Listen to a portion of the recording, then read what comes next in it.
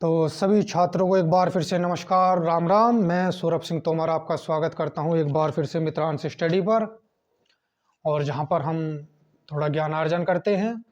ठीक है, तो हमारी आज ये वीडियो होने वाली है ब्रह्मांड और सौरमंडल के लिए। ठीक, इससे पहले जिन बच्चों ने हमारी वीडियो नहीं देखी है उनका लिंक मैं डिस्क्रिप्शन में दे दूंगा और वहाँ से उस वीडियो को देख लीजिए। तो आइए शुरू करते हैं। देखिए, आज हम पढ़ेंगे ब्रह्मांड और सौरमंडल। जैसे कि आप सामने बोर्ड पर भी देख रहे हैं कि ब्रह्मांड और सौरमंडल के विषय में लिखा हुआ है। ठीक, आज हम इसी के विषय में थोड़ा सा ज्ञान प्राप्त करेंगे। देखिए, पहले ज्ञान प्राप्त ब्रह्मांड का करने से पहले थोड़ा सा भूगोल के बारे में जान लीजिए। देखिए, ये हमारे 4 भाग हैं जिसे हम भूगोल के अंतर्गत पढ़ते हैं। ठीक, जो हमारा एस्ट्रोनॉमी है उसको हम खगोल विज्ञान कहते हैं।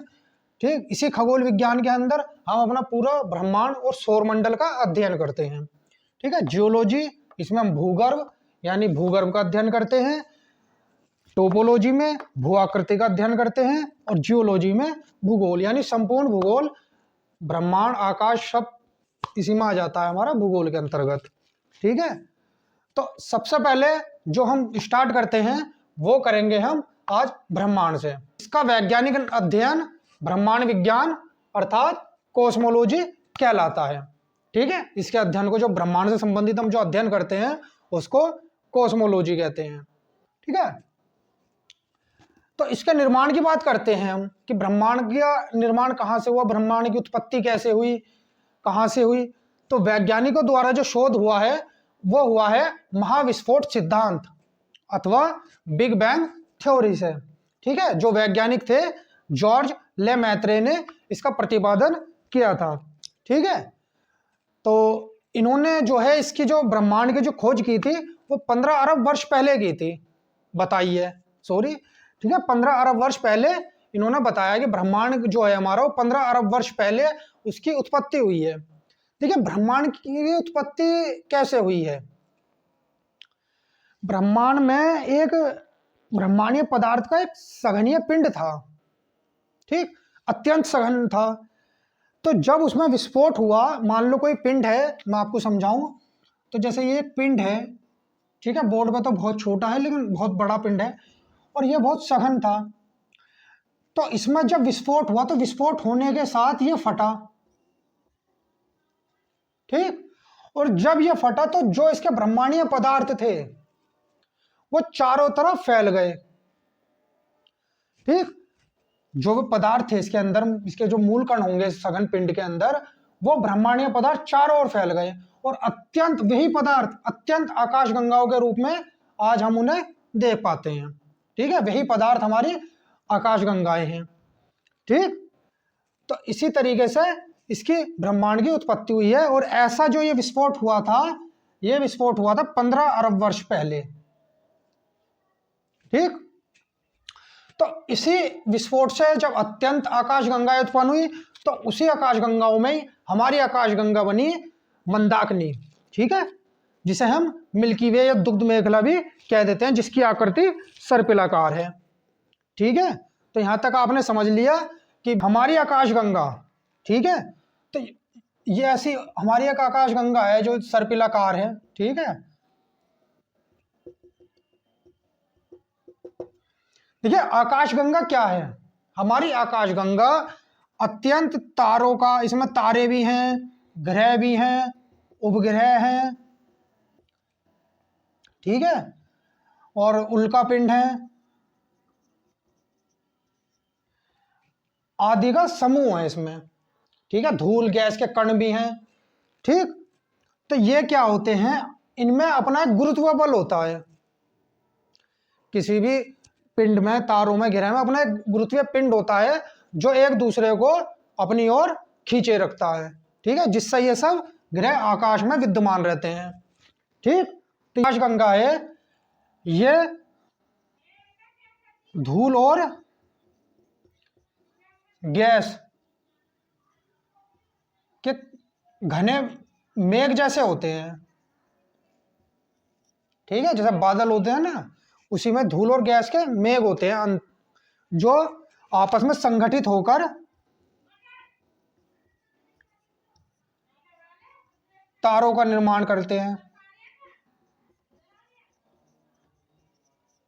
ठीक है, यही तारों का निर्माण करते हैं। और आकाशगंगा में आप लोग जानते हैं कि असंख्य तारे हैं।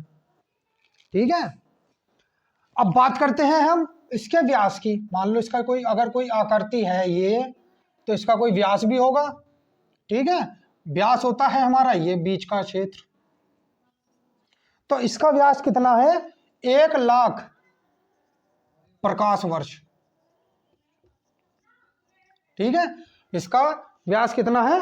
1,00,000 प्रकाश वर्ष इसका व्यास है। ठीक है, और हमारा जो सूर्य है वो इस आकाशगंगा के इस केंद्र से बाहर की ओर है। मान लो यहां पर है, ऐसा समझो। जैसे आकाशगंगा है, इसका केंद्र हो गया ये, और केंद्र में हमारा सूर्य न होकर एक इसके छोर पर है। ठीक है, लगभग इससे 32,000 प्रकाश वर्ष दूर है। ठीक है, केंद्र से 32,000 प्रकाश वर्ष सूर्य स्थित है यहां पर। ठीक है, अब मैं बात करता हूं, देखो हमारी आकाशगंगा ये है, हमारे पड़ोस में भी एक आकाशगंगा होगी, असंख्य आकाशगंगाएं हैं। तो हमारे जो पड़ोसी आकाशगंगा है,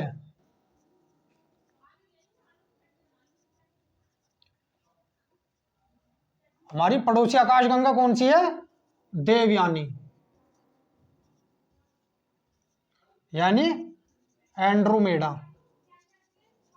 देवयानी, नोट, देवरानी मत समझ लेना इसको, देवयानी, एंड्रोमेडा। ठीक है, ये हमारी आकाशगंगा की पड़ोसी है। जैसे मकान होता है ना किसी आदमी का, मान लो किसी आदमी को मकान है, उसके बराबर में भी एक मकान है, तो उसका पड़ोसी हो गया। ऐसी हमारी आकाशगंगा के बराबर में एक और आकाशगंगा है जिसका नाम देवयानी यानी एंड्रोमेडा है। अच्छा, अब इसका पड़ोस समझ लो, इसका पड़ोस कितना पड़ोस है? ये हमारी आकाशगंगा से जो इसकी दूरी है वो 20,00,000 प्रकाश वर्ष है। ये है इसका पड़ोस, 20,00,000 प्रकाश वर्ष। ठीक, अच्छा, प्रकाश वर्ष ये मत समझ लेना प्रकाश वर्ष कोई लाइट है या कोई समय का मात्रक है ना, प्रकाश वर्ष दूरी का मात्रक है, ऐसा समझ लो। प्रकाश वर्ष दूरी को नापता है। ठीक है, और एक प्रकाश वर्ष 9.46 गुणा 10⁻15 मीटर। ठीक, एक प्रकाश वर्ष 9.46 गुणा 10⁻15 मीटर है। इस 10⁻15 का मतलब है कि एक के आगे 15 जीरो हैं। ठीक है, जैसे कह देते हैं ना 10⁻2 अर्थात 10 गुणा 10 बराबर 100, 10⁻3 बराबर 10 गुणा 10 गुणा 10 यानी 1,000। तो ऐसे 10⁻15 अर्थात 10 के सामने 15 जीरो, ऐसे समझ लो, और फिर उसकी मल्टीप्लाई 9.46 में। ठीक है, तो जो निकल कर आएगा वो एक प्रकाश वर्ष होगा, और उसकी मल्टीप्लाई फिर 20,00,000 में,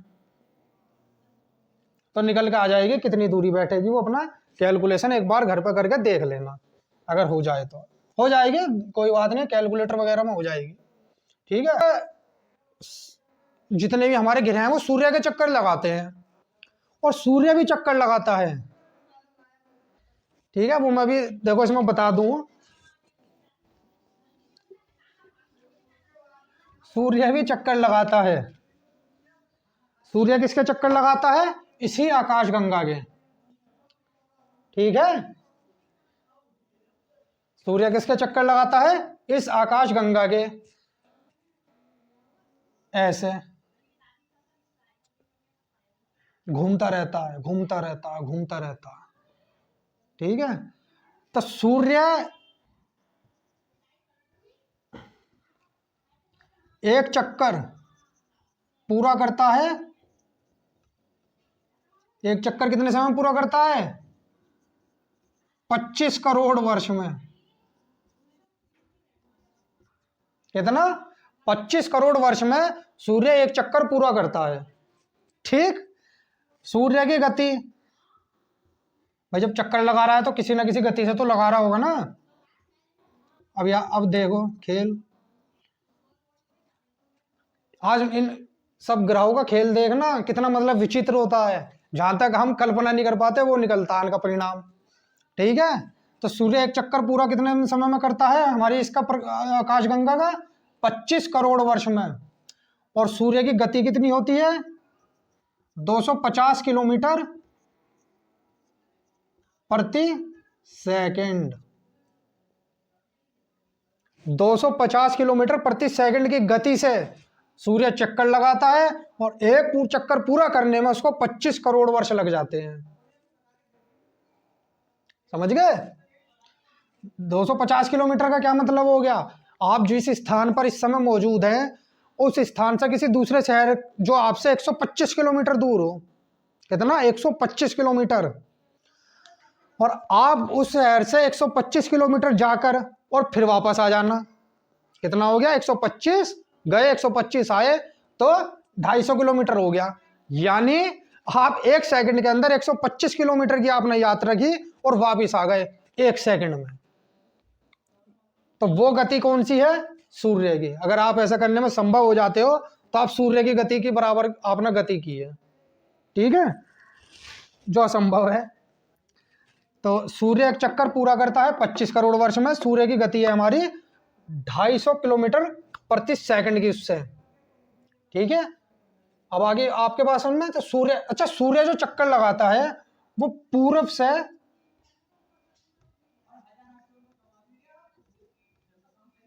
पश्चिम की ओर करता है। जैसे शुक्र ग्रह लगाता है ना चक्कर पूर्व से पश्चिम, ऐसे सूर्य घूमता है अपने अक्ष पर भी। ठीक है, पूर्व से पश्चिम की ओर। तो ये आकाशगंगा आपने पढ़ ली। ठीक है, सूर्य के बारे में भी पढ़ लिया, मतलब सूर्य चक्कर लगाता है। अभी सूर्य के बारे में पूरा डिटेल से तो नहीं पढ़ा, ये पढ़ लिया कि सूर्य अभी चक्कर लगाता है। पड़ोसी आकाशगंगा पढ़ ली। अच्छा, अभी नवीन एक आकाशगंगा खोजी गई है, जो वैज्ञानिकों द्वारा नवीन आकाश गंगा। कौन सी आकाशगंगा खोजी गई है नवीन? ड्वार्फ, ड्वार्फ आकाशगंगा। ठीक है, ये नवीन हमारी आकाशगंगा है, ड्वार्फ आकाशगंगा। ठीक है, ये भी अपना देख लेना। तारे, ठीक है, आकाशगंगा में हमारे तारे भी विद्यमान हैं। देखिए तारे अगर हम देखे जाएं स्टार, तो तारे क्या होते हैं कि तारे उष्ण चमकती हुई गैस के भाग होते हैं।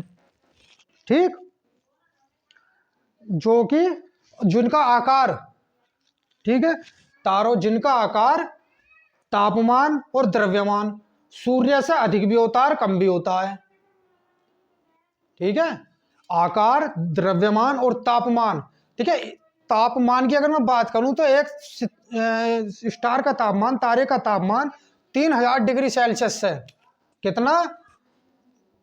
3000 डिग्री सेल्सियस से 50,000 डिग्री सेल्सियस तक पहुंच जाता है। ठीक है, तारे बनते किससे हैं? तारे जो हमारी निहारिकाएं होती है अंतरिक्ष में, इस आकाशगंगा में, तो उसमें धूलर गैस के कण होते हैं, घने मेघ से होते हैं, जो संगठित होकर एक पिंड के रूप में, एक बादल के रूप में गोला बना लेते हैं। ठीक है, और उनमें ताप होता है, गति होती है, ठीक है, संलयन अभिक्रियाएं होती हैं, तो जिसके कारण उनमें एक चमक उत्पन्न हो जाती है। ठीक, जब अपना एक टेम्परेचर है तो एक चमक होगी।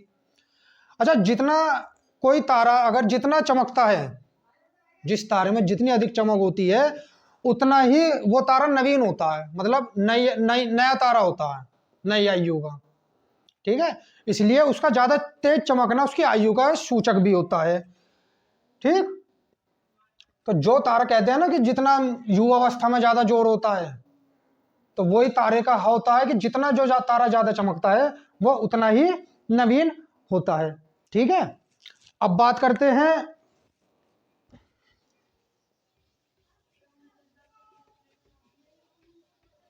अच्छा तारे में जो क्रियाएं होती हैं वो किन के कारण होती है। देखो तारों में हाइड्रोजन जो होता है वो 71% होता है। ठीक है, और हीलियम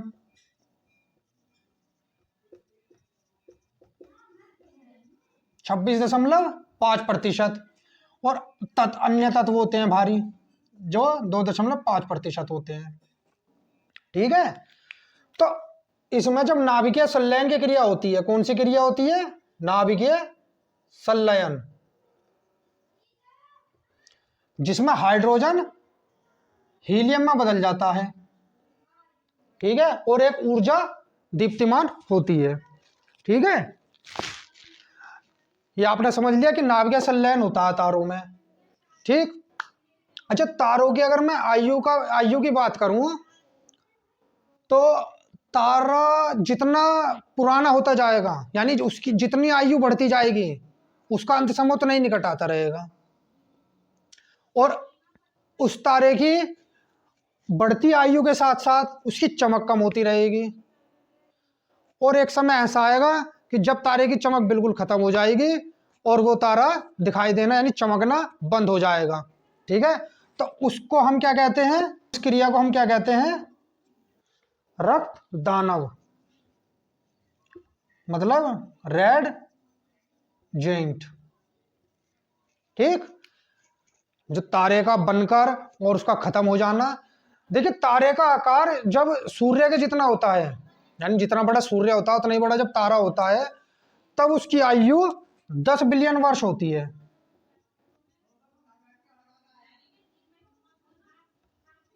जब एक तारा सूर्य के आकार का जितना हो जाता है, जितना बड़ा हमारा सूर्य उतना बड़ा एक तारा हो जाता है, उसके बाद उसकी आयु 10 बिलियन वर्ष होती है। ठीक है, यानी तारे सूर्य से भी बड़े हो जाते हैं। ठीक, ये बात आपने समझ ली। देखिए, अब पढ़ते हैं सौरमंडल। देखिए, सौरमंडल क्या होता है? ठीक है, हमारा जो सौरमंडल है उसके अंदर हमारे ग्रह, सबसे पहले हमारा सूर्य आता है, फिर ग्रह आते हैं, फिर उपग्रह आते हैं। ठीक, फिर उल्कापिंड, धूमकेतु। ठीक है, तो ये सब जो चीजें होती हैं इन सब से ही मिलकर हमारा सौरमंडल बनता है। शूद्र ग्रह भी हैं। ठीक, शूद्र ग्रह लिख लो, शूद्र ग्रह भी सौरमंडल के अंतर्गत ही आता है हमारा। जो मैं एक बात कहूं कि जो सूर्य है और बाकी जितने भी सौरमंडल में ग्रह, उपग्रह, उल्कापिंड, धूमकेतु, शूद्र ग्रह, या जितने भी हैं, तो इनका जो द्रव्यमान है, इनका द्रव्यमान जो टोटल इस द्रव्यमान है, उस द्रव्यमान का 99.99% द्रव्यमान सूर्य में है। ठीक, आई बात समझ में कि ग्रह, उपग्रह, उल्कापिंड, धूमकेतु, शूद्र ग्रह और अन्य जितने भी पिंड हैं, ठीक, उनका जो द्रव्यमान है, उस द्रव्यमान का 99.99% उसका भाग सूर्य में निहित है। यानी अकेला सूर्य इन सब के बराबर है, यानी एक तरफ ये सब और दूसरी तरफ हमारा सूर्य। देखिए, सूर्य ही एक ऐसा केंद्र बिंदु है। देखो, केंद्र बिंदु के बाद अगर मैं कहूं कि सूर्य केंद्र में है और बाकी ग्रह उसके चारों ओर चक्कर लगाते हैं, लेकिन जब वैज्ञानिकों ने सौरमंडल की खोज की थी तो उन्हें ऐसा नहीं था। उस समय हमारे एक टोलोमी वैज्ञानिक थे जिन्होंने ये बताया था कि पृथ्वी केंद्र में है और सूर्य उसके चारों तरफ चक्कर लगाता है। ठीक है, तो जब वैज्ञानिक इस पर चीज पर सौरमंडल पर जब शोध कर रहे थे तो वैज्ञानिक जो हमारे एक टोलोमी थे, टालेमी वैज्ञानिक, उन्होंने बताया कि सूर्य चक्कर लगाता है, पृथ्वी केंद्र बिंदु है। लेकिन उसके बाद फिर हमारे एक वैज्ञानिक आए, कोपरनिकस। फिर उन्होंने एक बताया कि भाई पृथ्वी नहीं है केंद्र में हमारा सूर्य है और उसके चारों तरफ जो चक्कर लगाते हैं वो सभी ग्रह लगाते हैं। ठीक है, तो जब शोध होती है तो कुछ तो टाइम लगता ही है। उसमें कुछ गलत भी हो जाती है, फिर कुछ सही भी होती है। ठीक है, तो सूर्य केंद्र बिंदु है सौर मंडल का, और बाकी ग्रह उसके चारों ओर चक्कर लगाते हैं। ठीक, अब देखें, अब पढ़ेंगे सूर्य के बारे में। यह पृथ्वी से भी 109 गुना बड़ा है। मतलब जितनी बड़ी हमारी पृथ्वी है ना, जिसकी हम पृथ्वी की अगर कल्पना करते हैं बैठे बैठे कि हमारी भाई पृथ्वी इतनी बड़ी है कि कहाँ हमारा भारतवर्ष, कहाँ रूस, कहाँ अमेरिका, कहाँ ऑस्ट्रेलिया, बैठे बैठे अगर एक अनुमान लगाते हैं पृथ्वी का या विश्व के नक्शे पर देखते हैं, तो उससे भी 109 गुना बड़ा तथा 30,33,000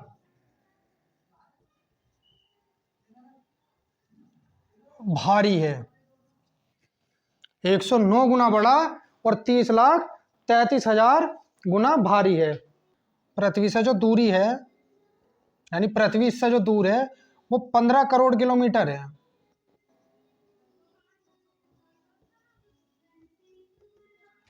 15 करोड़ किलोमीटर। और इसका जो प्रकाश है, प्रकाश पृथ्वी पर कितनी देर में पहुंचता है? 8 मिनट 20 सेकंड में। यानी इसका जो प्रकाश है वो 8 मिनट 20 सेकंड में पहुंचता है। और प्रकाश की चाल कितनी है? प्रकाश की चाल जो है वो है 3 लाख किलोमीटर प्रति सेकंड। ठीक है, ये प्रकाश की चाल है। यानी अगर प्रकाश की चाल से चला जाए तो आदमी भूतकाल, वो भविष्य काल में जा सकता है, क्योंकि इसका मतलब होगा कि पलक से भी, एक सेकंड से, एक हिस्से में भी, कि पलक झपकते आदमी का जाना और वापस आना। सामने जो आदमी है, अगर ऐसा संभव है तो इस बात को मतलब सीरियसली मत लेना कि अगर मान लो 2 आदमी बातें कर रहे हैं और उनमें से एक आदमी प्रकाश की चाल से जाता है और वापस आ जाता है, तो इसका मतलब है वो भविष्य में पहुंच गया, क्योंकि कोई भी क्रिया होने से कुछ तो समय लगता है, और यहाँ तो बहुत मामला सेकंड के भी कई सौ हिस्से में हो रहा है। ठीक, तो ये हमारा हो गया। अच्छा, व्यास की बात, अगर मैं सूर्य के व्यास की बात करूं, सूर्य गोला है आग का, और इसका जो व्यास है वो है 13,92,000 किलोमीटर।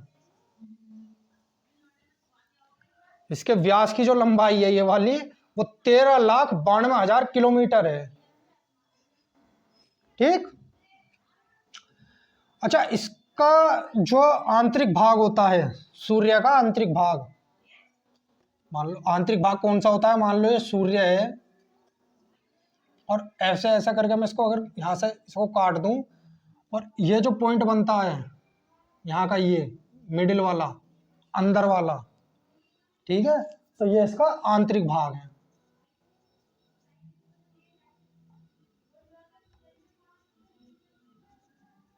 और इसके आंतरिक भाग को हम क्या कहते हैं? क्रोड़। और इस क्रोड़ का तापमान कितना होता है? तो इस क्रोड़ का तापमान होता है 1,50,00,000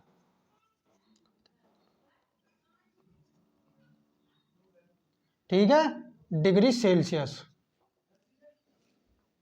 जो सूर्य होता है ना, तो सूर्य का एक तो बाहरी परत हो गई, एक इसके अंदर की परत हो गई। अगर ये सूर्य का काट कर इसको मैं इतना हिस्सा निकाल कर, और इसका जो गहराई वाला बीच वाला जो पॉइंट है, ये वाला बीच में, यहाँ की बात करूँ तापमान की, तो वो तापमान है 1,50,00,000 डिग्री सेल्सियस।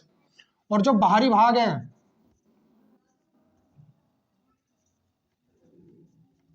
ठीक है, जिसको हम कह देते हैं फोटोस्फीयर,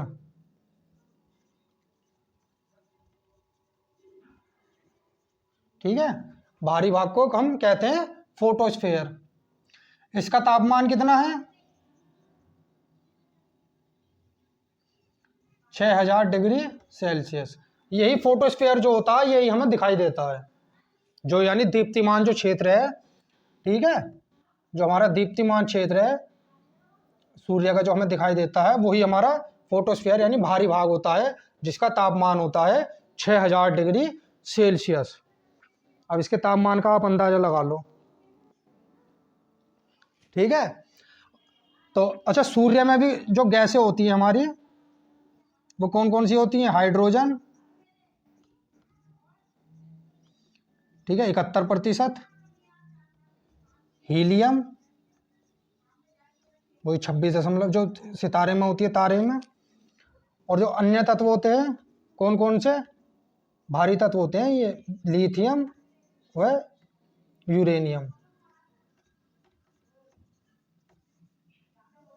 ठीक है। इनकी मात्रा होती है 2.5%, ठीक है।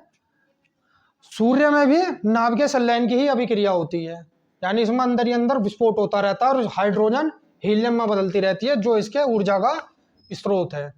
कि ऊर्जा जो यहाँ पे सूर्य में आती है वो नाभिकीय संलयन की क्रिया की वजह से आती है, हाइड्रोजन हीलियम में टूटता रहता है, ठीक है। जितनी बात समझ ली, तो ये सूर्य भी, आप सूर्य के बारे में भी समझ गए, ठीक। क्योंकि बात अगर मैं करूं कि सूर्य की आयु, तो सूर्य की जो आयु है अभी जो ज्ञात हुई है वो है 5 अरब वर्ष,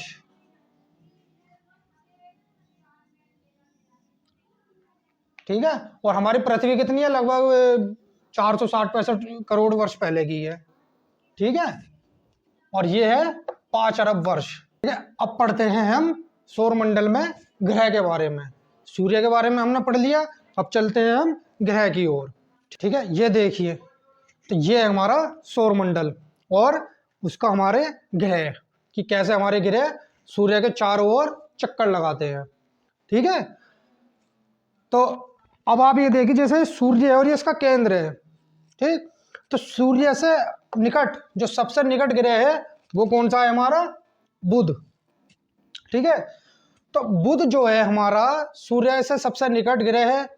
इसकी जो दूरी है सूर्य से वो 7 करोड़ किलोमीटर है, ठीक है। कितनी? 7 करोड़ किलोमीटर। और अगर इसके व्यास की बात की जाए तो 4880, जो 4880 किलोमीटर का इसका व्यास है। जब बुध पे वायुमंडल का अभाव है, वायुमंडल का अभाव है, इसीलिए ही यहाँ का इसमें जो तापांतर है, यानी इसके ताप में बहुत अंतर है। यहाँ का तापमान दिन में लगभग 467 डिग्री सेल्सियस पर, और रात में माइनस में 180-85 डिग्री सेल्सियस तक पहुंचता है, यानी रात दिन बहुत गर्म होता है, रात बहुत ही ठंडी होती है। इसलिए यहाँ जीवन संभव ही नहीं है। कोई संभव है भाई? जहाँ का टेम्परेचर 467, 60, 70 हो, तो 460-70 में यहाँ आदमी 40-45 डिग्री सेल्सियस हो जाए तो ही उबलने लगता है, ठीक।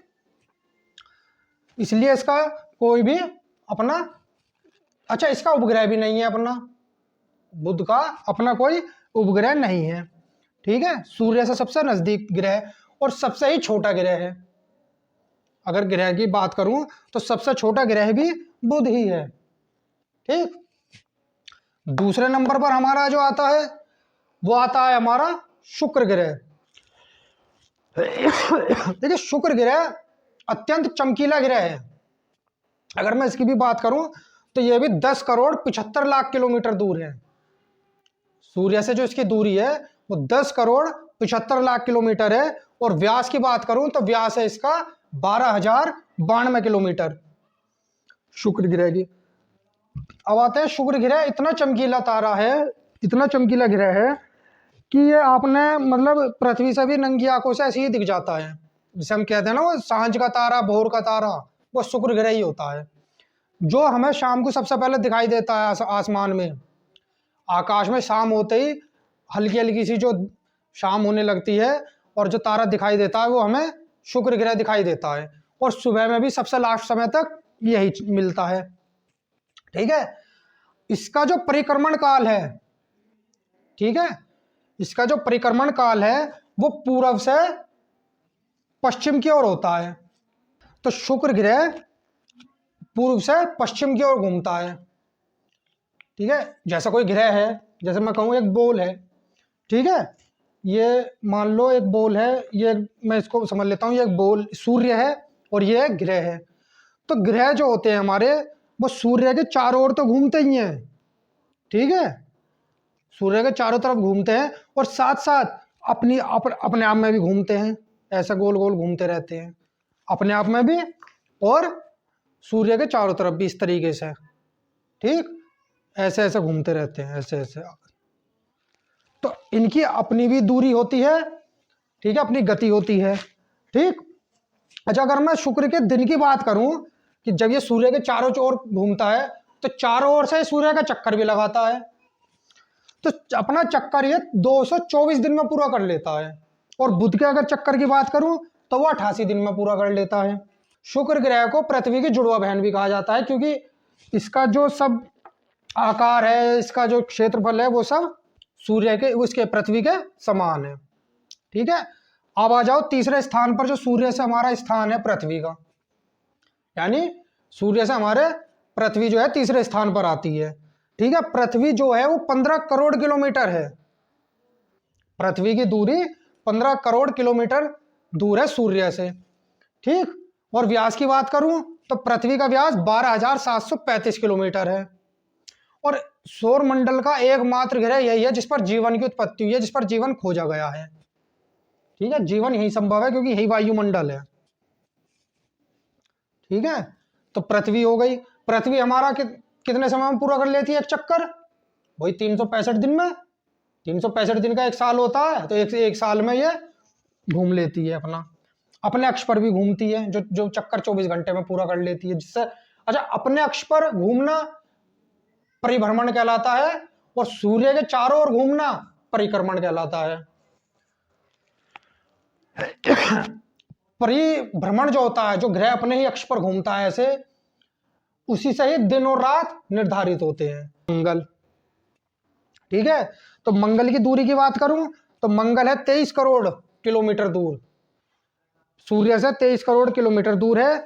और इसका एक चक्कर एक साल 332 दिन में पूरा होता है मंगल का, ठीक। और व्यास की वहीं इसकी बात है तो 6,796 किलोमीटर का इसका व्यास है, ठीक है। तो पृथ्वी से छोटा होने के कारण यहां पर गुरुत्वाकर्षण कम हो जाता है, ठीक,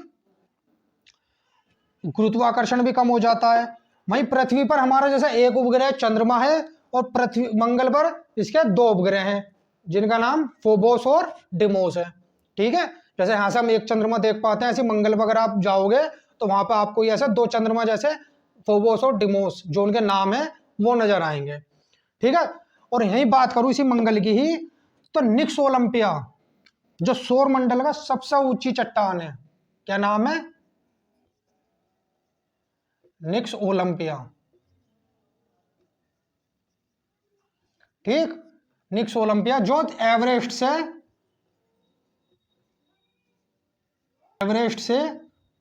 3 गुना बड़ा है, यानी 3 गुना ऊंचा है। जितना हमारा 8,848 है ना एवरेस्ट की ऊंचाई, वो निक्स ओलंपिया एवरेस्ट से भी 3 गुना ऊंचा है, जो सौर मंडल का सबसे। और ओलिपस मेसी,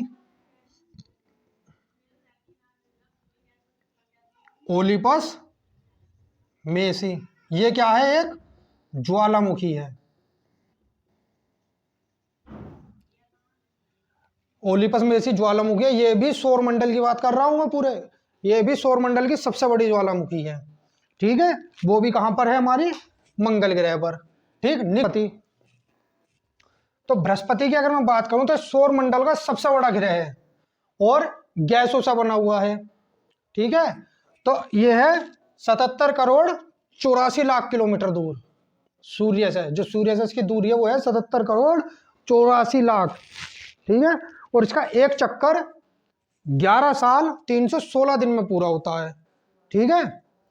और वहीं व्यास की बात करूं तो व्यास है इसका 1,42,984 किलोमीटर का, जो इसका व्यास है बृहस्पति का ये वाला, वो 1,42,984 किलोमीटर का है, ठीक है। और सूर्य का एक चक्कर पूरा करने में इसे 11 साल 316 दिन लगते हैं, यानी इसका जो एक साल होगा, जैसे हमारा पृथ्वी का एक साल 365 दिन में एक चक्कर पूरा होता है, ऐसे इसका 11 साल में एक चक्कर पूरा होता है, ठीक है। ये ठोस ग्रह नहीं है, बृहस्पति गैसों से बना हुआ है, गैस घूमती रहती है उसमें, ठीक। और सबसे बड़ा ग्रह सौरमंडल का भी यही है। अब आ जाते हैं हम शनि की ओर। शनि दूसरा सबसे बड़ा ग्रह है, सबसे बड़ा बृहस्पति है और शनि दूसरा सबसे बड़ा ग्रह है, जिसकी सूर्य से जो दूरी है वो 142 किलोमीटर, ठीक है, 67 लाख है। ठीक, और वहीं इसके व्यास की बात करूं तो इसका व्यास जो है शनि का वो 1,16,460 किलोमीटर है। ठीक, और इसे एक सूर्य का एक चक्कर लगाने में 29 साल 175 दिन लगते हैं। ठीक है, 29 साल 175 दिन में इसका एक चक्कर पूरा होता है सूर्य का। अच्छा, इस ग्रह के चारों ओर वलय पाए जाते हैं जो इसकी ऐसी एक रिंग जैसी संरचना कर लेते हैं। ठीक है, जिससे यह ग्रह सबसे अलग प्रभावशाली दिखाई देता है। ठीक है, ये दूसरा सबसे बड़ा ग्रह है। इसके बात करते हैं हम अरुण की। ठीक है, अरुण की अगर दूरी की बात है तो यह 300 करोड़ 66 लाख किलोमीटर। ठीक, 300 करोड़ 66 लाख किलोमीटर इसकी दूरी है। और वहीं इसकी व्यास की बात करूं तो 51,118 किलोमीटर का इसका व्यास है। और वहीं सूर्य के चक्कर की बात है तो ये 84 साल में एक पूरा चक्कर करता है। और घूमने की अपने परिभ्रमण जो इसका काल है वो भी पूर्व से पश्चिम की ओर है। बाकी सभी ग्रह पश्चिम से पूर्व की ओर घूमते हैं। यानी सभी ग्रहों पर जो सूर्य दीप्तिमान होगा वो पूर्व दिशा में होगा, और शुक्र ग्रह और अरुण पर सूर्य जो दिखाई देगा वो पश्चिम दिशा में दिखाई देगा। ठीक है, ये दोनों इसके, अच्छा, इसके चारों ओर भी, अरुण के चारों ओर भी थोड़े थोड़े से वलय पाए जाते हैं, जिसके इस कारण इसके चारों ओर भी शनि की तरह ही एक रिंग बनी हुई होती है। ठीक है, और हमारा अंतिम ग्रह है वरुण। ठीक है, और बड़े में भी अरुण जो है वो बड़े में तीसरे नंबर पर है। बृहस्पति, शनि, अरुण, आकार की बात कर रहा हूं मैं। ठीक, उसके बाद है हमारा वरुण। तो वरुण की अगर जो दूरी है वो है 439 करोड़ 84 लाख किलोमीटर। ठीक, और वहीं इसे एक दिन अपना पूरा करने में 60,190 दिन लगते हैं। जो सूर्य का एक चक्कर पूरा करता है वो करता है 60,190 दिन में ये पूरा करता है। आकार में जो है चौथे नंबर पर सबसे बड़ा ग्रह है। ठीक है, आकार में चौथे नंबर पर सबसे बड़ा फिर वरुण, फिर पांचवें नंबर पर पृथ्वी, आकार की बात कर रहा हूं मैं, पांचवें नंबर पर पृथ्वी, छठे नंबर पर शुक्र, सातवें नंबर पर मंगल। आकार में जो सबसे छोटा ग्रह है वो है हमारा बुध। ठीक, तो सौरमंडल के विषय में भी हमने पढ़ लिया। अच्छा, हमारा एक ग्रह था कौन सा, पहले सबसे छोटा नवग्रह होता था यम। ठीक है, यम ग्रह हमारा एक जो नवग्रह होता था, नौवां ग्रह होता था। इसको IAU ने 2006 में ग्रह की उससे हटा दिया था, श्रेणी से। वो क्यों हटाया था? अच्छा, आप जो ये लाइनें जो देख रहे हैं ये ऐसी लाइनें नहीं होती हैं, ये आप हमारी एक निश्चित कक्षा होती है। इसी निश्चित कक्षा में हमारे ग्रह सूर्य के चारों ओर चक्कर लगाते हैं, जिसको हम ऑर्बिटल कहते हैं। ठीक है, यानी कोई भी ग्रह इधर उधर नहीं होगा, इसी अपनी ही एक कक्षा में, रिंग में वो चक्कर लगाता रहेगा। ठीक है, लेकिन यम क्या करता था? यम जो है वरुण से अगला ग्रह था। ये यम अरुण के पथ को अतिक्रमण कर लेता था। ठीक है, यानी अगर ये यहां घूम रहा है तो ये इसके इस वाले रिंग में आ जाता था चक्कर लगाते लगाते।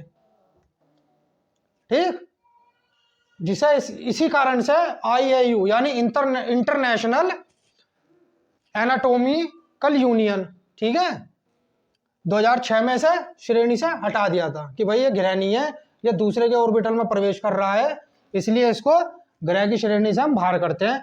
अब इसको शुद्ध ग्रह में डाल दिया गया है। ठीक है भाई, पृथ्वी का हमारा एक, अच्छा, सबसे ज्यादा जो उपग्रह है वो बृहस्पति के हैं।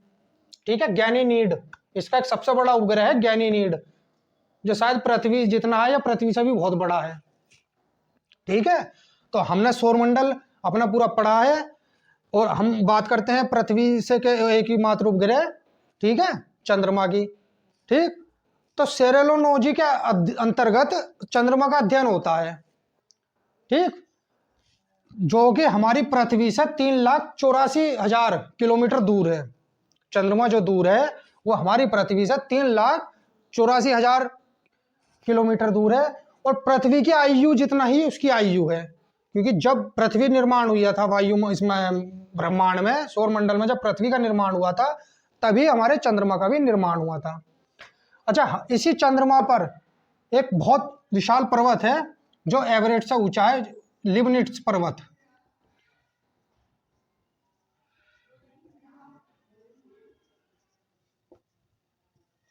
ठीक, इसकी ऊंचाई भी, लिबनिट्स पर्वत की ऊंचाई भी एवरेस्ट से ज्यादा है। ठीक है, तो आज हमने ब्रह्मांड पढ़ा, सौर मंडल पढ़ा।